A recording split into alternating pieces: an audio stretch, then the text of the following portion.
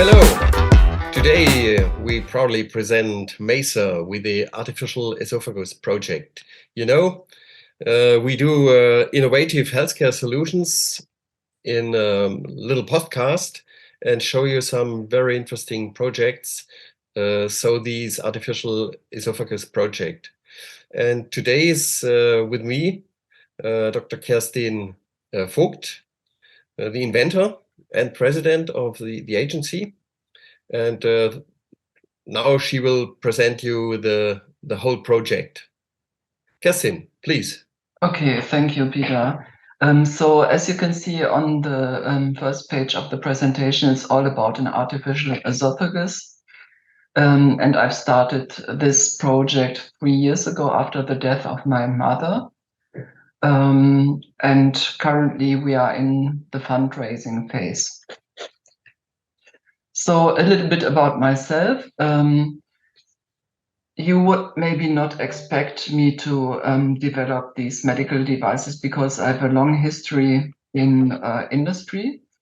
I've developed a huge amount of different devices, especially in the aerospace and car industry. I've been 13 years senior executive of various companies that you can see here on the right.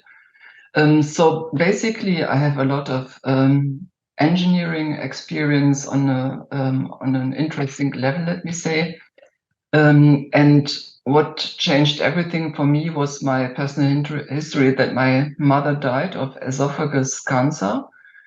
And I was pretty much surprised about the way the surgery is done today, because it is, on the one side, it is very invasive and takes a lot of time, but the consequences are very heavy for the patients. And currently there is no artificial organ available on the market. And I've decided to drop all my other activities that I did before, and I started my own company, which is Macer Mechatronics in Paris. So this is where everything started. I'm working together with Professor Ines Gockel. She is the head of a clinic in Leipzig, and she's very, very experienced in esophageal cancer. She does around 70 of these surgeries on her own per year. And she is leading a worldwide network for the Red Barrett syndrome. So we are working together, and of course, we are not the only people in this team. So I have quite some advisors that I'm not mentioning here in this first video, which are medical advisors, but also business advisors. Coming to the esophageal cancer itself, it is one of the deadliest cancers worldwide, and it is extremely aggressive. And in terms of mortality on a worldwide level, it rates as the sixth cancer type. So there are 7 types of therapy, and the only curative one is the surgery, and or what we call also the esophageal resection or esophagectomy. And now this is the surgery that really takes away the cancer out of the body, and typically it is accompanied by other therapy types like radiation therapy, chemotherapy, and others. But the surgery is the most important one. Now, about what makes this cancer, there are different types of esophageal cancer. If you look here on the top, it's the squamous cell cancer, and the name is given because when you look at the surface of the esophagus, you will have the impression that it is a sponge, and that is where the name is coming from the visual appearance of this kind of cancer. And in terms of worldwide distribution, this one is the most important one. It is then located in the human body in the top of the esophagus or in the middle area of the esophagus. And there are two main origins of this. So one origin is especially in Asia, Mongolia, China, Japan. It has to do with genetics. So there are a lot of people there who are missing one enzyme in their body. So they have difficulties to metabolize alcohol. This kind of patient, you can recognize them when they drink alcohol, their face very rapidly turns red. That is really a genetic topic, and quite a lot of people are affected by this this type of deficiency in terms of genome. And so that is related to people basically in Asia, China, Mongolia, Japan. But there is another worldwide area which we have this type of cancer, which is very widespread, and that is in Africa. For example, the highest rate is in Malawi. But this is not a topic of genetics in these areas. It's related to infections. And these infections are basically coming out of limited access to clean water, let me say, hygienic topics. So all this together makes 85% of this esophageal cancer on a worldwide base. And what I just described is just the squamous cell carcinoma. Now, what we know typically in highly developed countries is the adenocarcinoma. And that is on the lower side towards the stomach. And this makes, on a worldwide basis, makes roughly 15% of the patients. And this is typically related to reflux and coming from smoking, drinking too much, eating too much. So some behavioral topics that we have in highly developed countries. So typically, sometimes also obesity. Yes. Obesity, yes, also. Yeah. And so it typically starts with reflux. And when you have reflux over a longer period, there's typically coming the so-called GERD syndrome, GERD, which is the reflux disease. That is the first step. And after that, if it is not treated correctly, comes the Barrett syndrome. And after the Barrett's syndrome comes the cancer. So all this together, 85% squamous cell carcinoma and 15% adenocarcinoma. That makes the total size of the concerned patients. And if you look in terms of total number of concerned people per year, it is 450,000 new patients every year.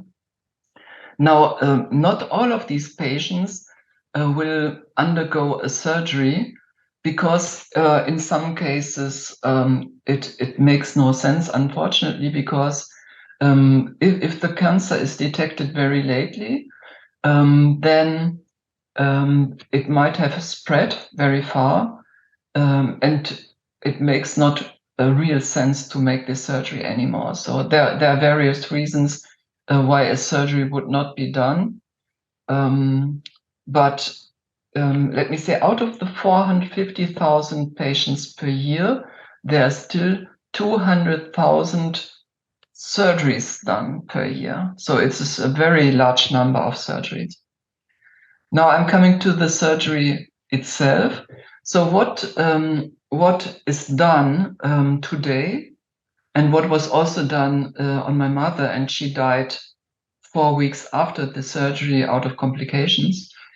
It is you will cut the you will open the chest typically, and cut the esophagus on the top and on the bottom, and then take the stomach and pull it up.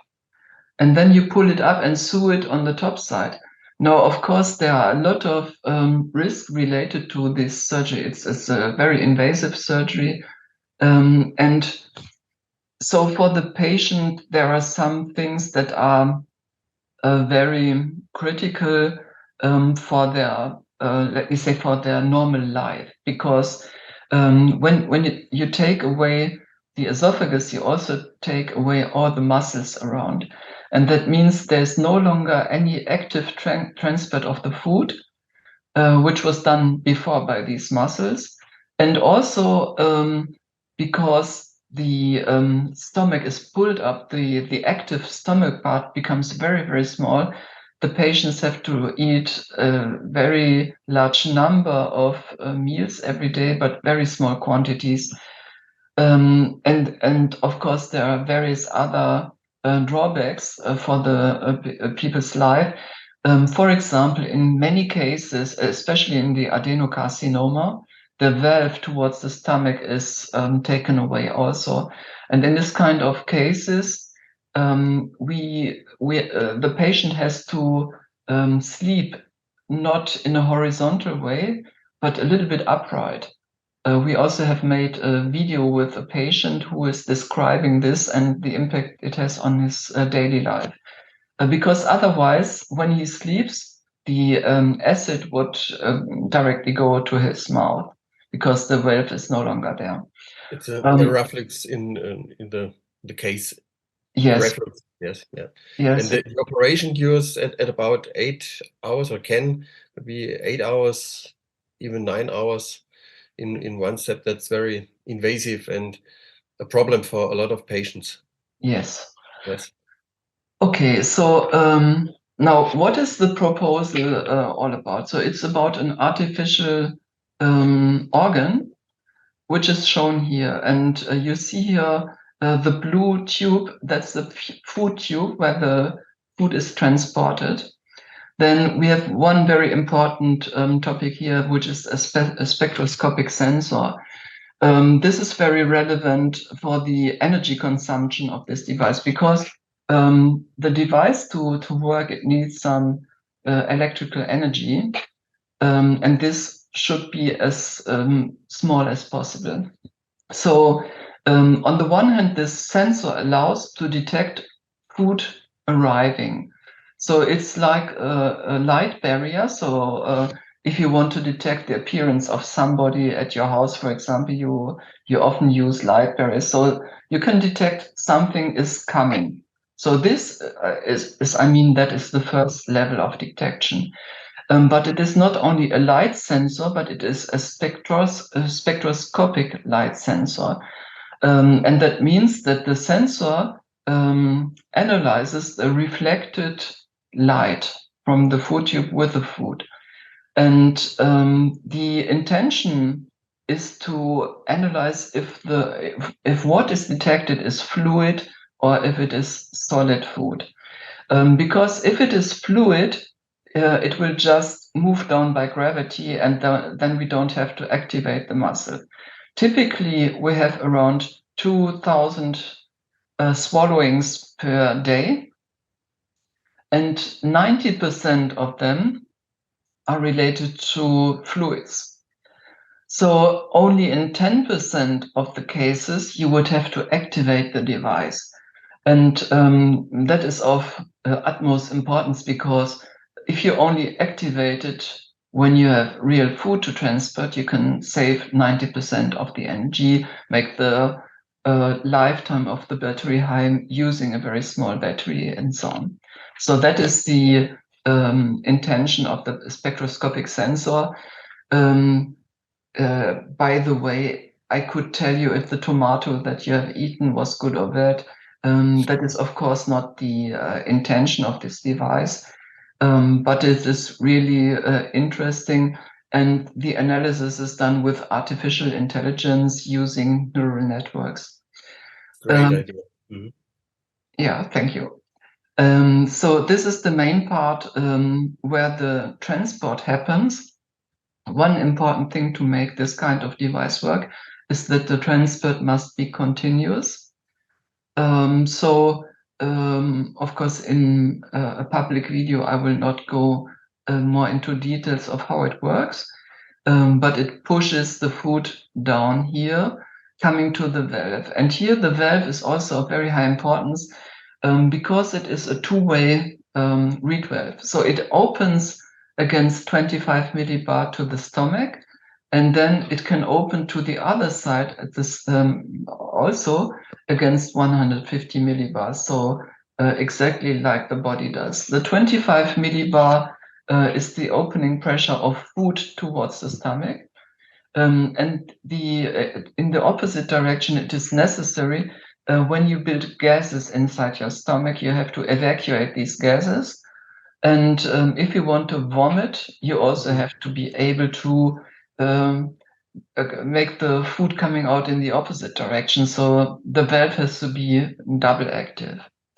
In terms of industrial application, this valve might find other applications, especially where you need fluids to move in both directions with different opening pressures.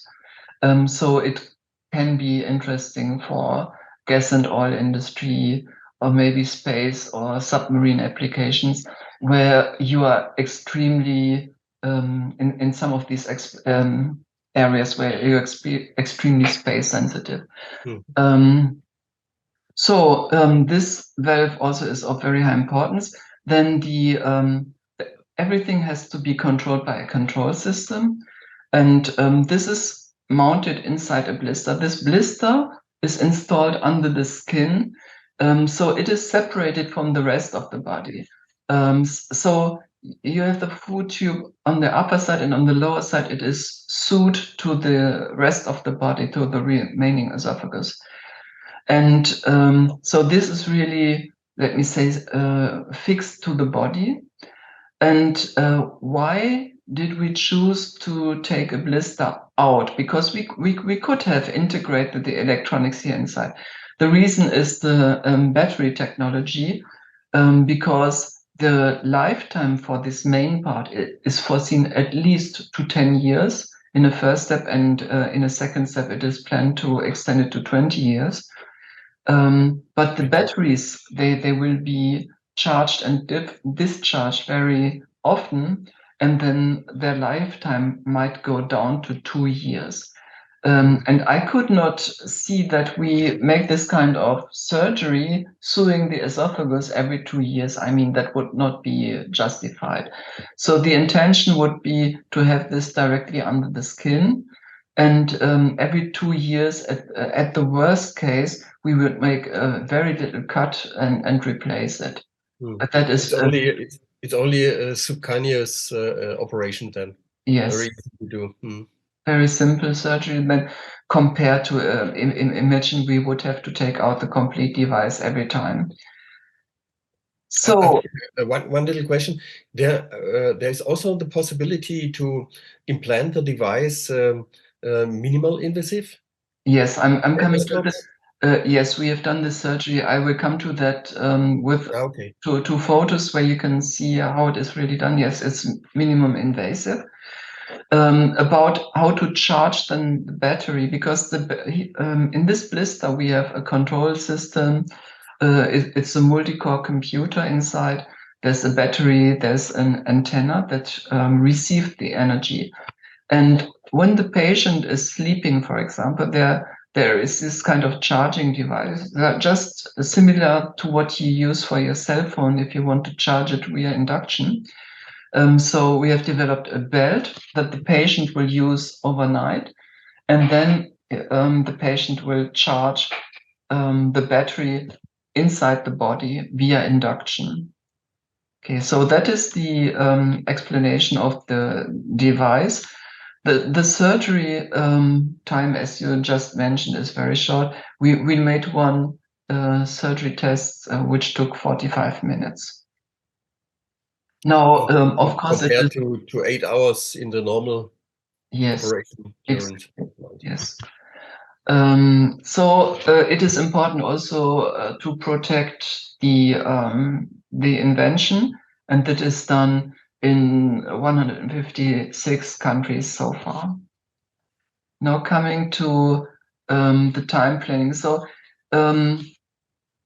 As I said in the beginning, the project has started 3 years ago, and we are currently in front of this phase of preclinical testing. And therefore, I'm in this fundraising phase because these clinical tests, they are extremely expensive.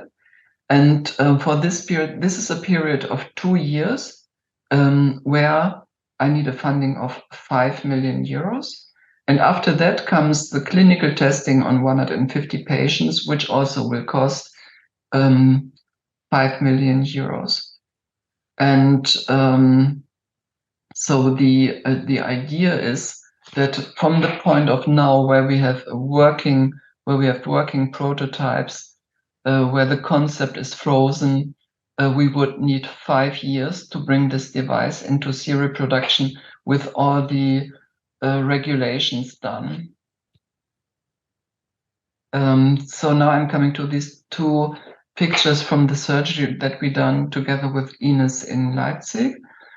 And here you can see what has to be done is to make an opening in the stomach. So here it was very large because it was already a dead person, but you would only have to make a small opening in the stomach area, push the device inside, and making a cut here in this in the neck area, and see the tube arriving, and then you start sewing.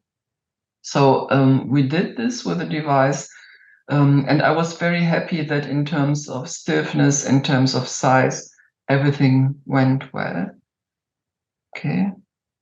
So this is the planned next phase of animal testing.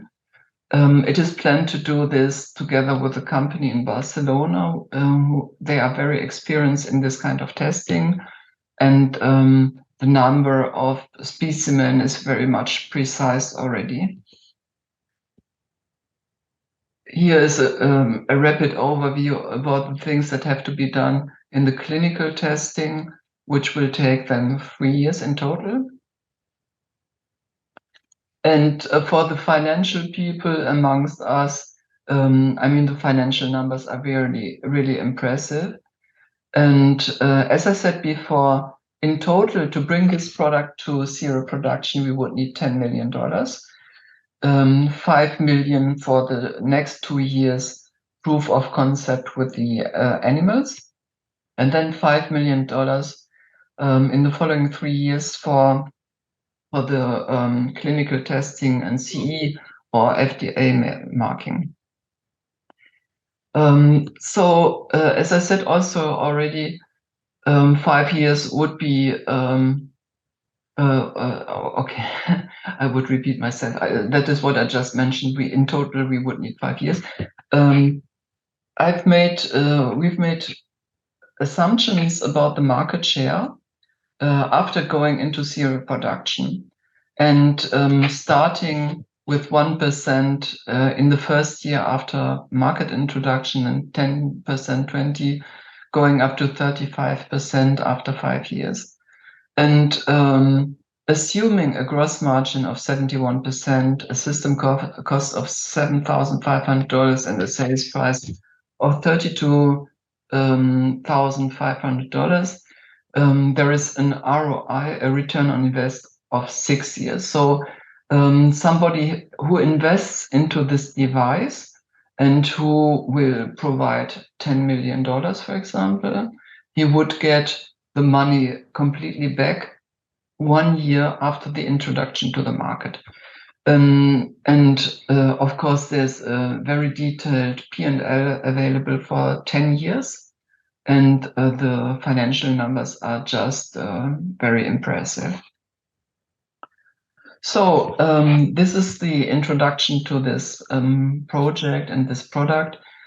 And I just want to mention that I've built this company Macer just to build a legal framework to allow this work. So, Kerstin, great product. Really appreciate you showed us this event.